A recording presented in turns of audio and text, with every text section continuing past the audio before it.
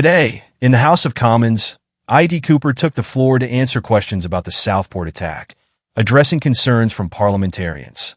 But it wasn't just a typical exchange. Tensions quickly flared as Shadow Home Secretary Chris Philly confronted Cooper head-on.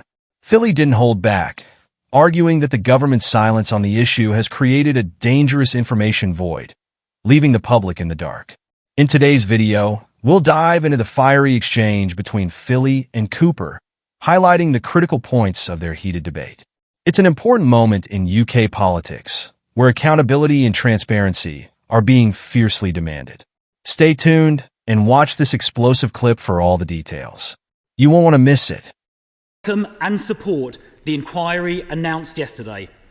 I asked the Home Secretary to confirm that it will be placed on a statutory footing as soon as possible to ensure its independence and also to enable it to compel disclosure of the evidence which it may need.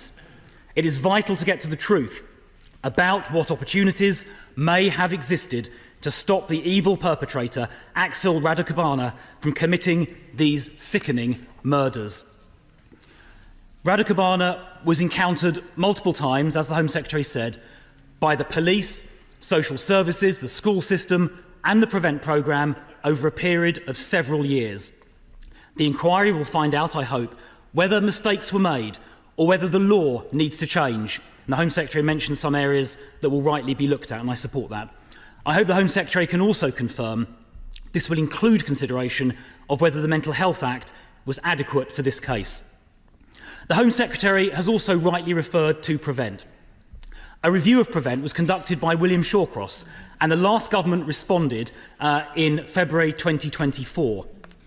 Will the Home Secretary now commit to implementing all of the recommendations of the Shawcross review? Let me now turn to what happened after the murders and to the importance of openness and transparency.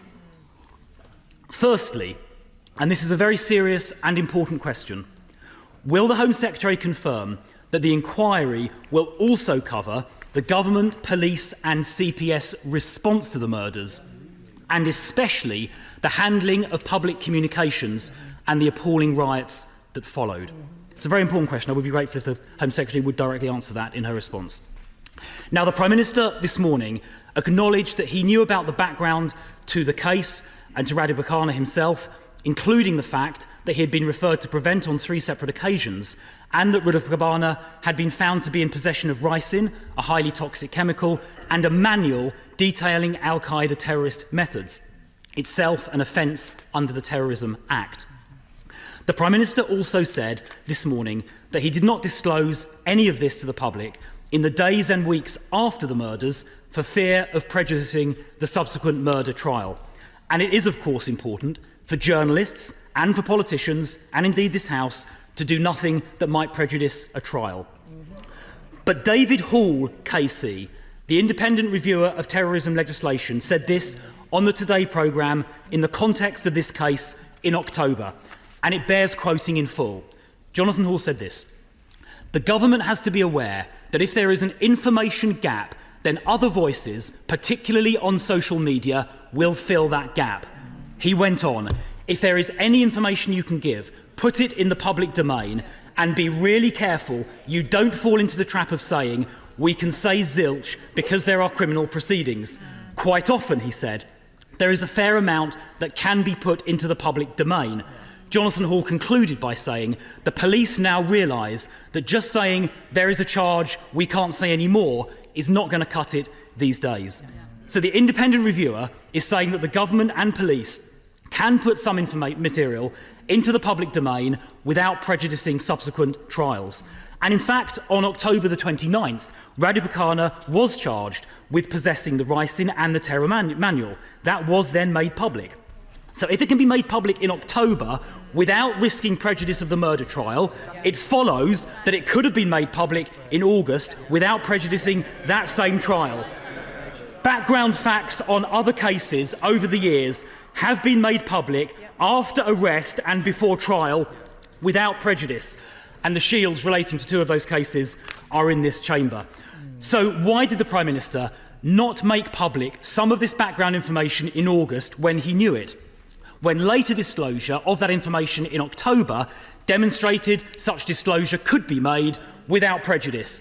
And why did the Deputy Prime Minister on July the 31st dismiss as, and I quote, fake news, those saying there may be further facts to come out? Let me just briefly, Mr. Speaker, before concluding, explain why this is important.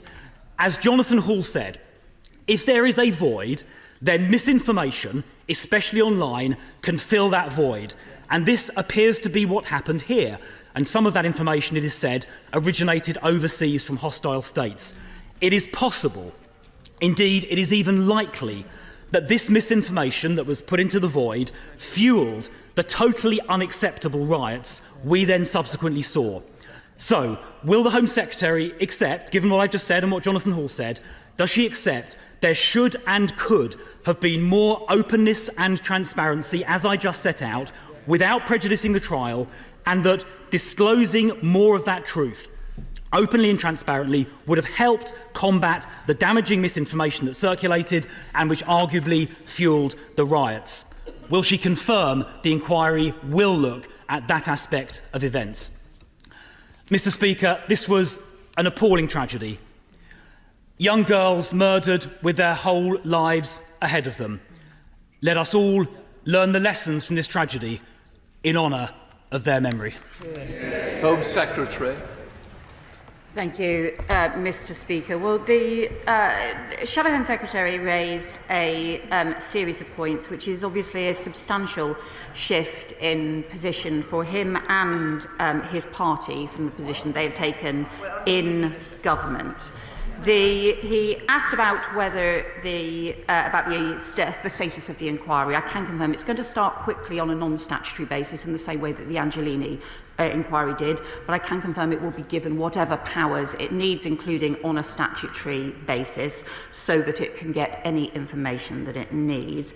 He referred to the Shawcross review. I can confirm that the government has implemented 33 out of the 34 recommendations, but I would just gently point out to him that actually the approach that the Shawcross review took was to say that the PREVENT programme should be narrowed and should actually just focus particularly on the cases around terrorism, and in fact could have put at risk, actually including less cases like this where ideology is less clear.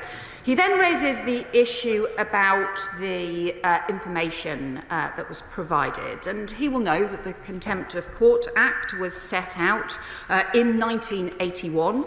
The Jonathan Hall has indeed highlighted the problem of disinformation online, social media actors who are not bound by the same rules that the police, the media and the government follow. And he refers, for example, to the name and the nationality being provided, which in practice they were in this case, after misinformation appeared online.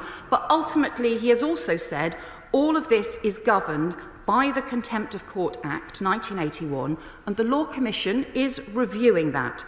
But it is not for the government to ignore the law or the advice that we are given when justice for families is at stake. And let me point out to him that the previous Conservative government did not publish information before the trial about the PREVENT referral for the perpetrator who killed Sir David Amess. None of us criticised them for that because none of us wanted to put at risk justice for Sir David's family, nor did they publish information before the trial on the PREVENT referral of the asylum seeker who killed Tom Roberts. In fact, they didn't even publish that after the trial. It only came out in the inquest. And the minister, who even after the trial refused to answer my questions on whether they knew that he was wanted for murdering 2 people in Serbia when he was allowed to enter the country, was the current Shadow Justice Secretary. Now, we have been keen to publish the information on PREVENT referrals from the start, but throughout, the advice to us has been clear.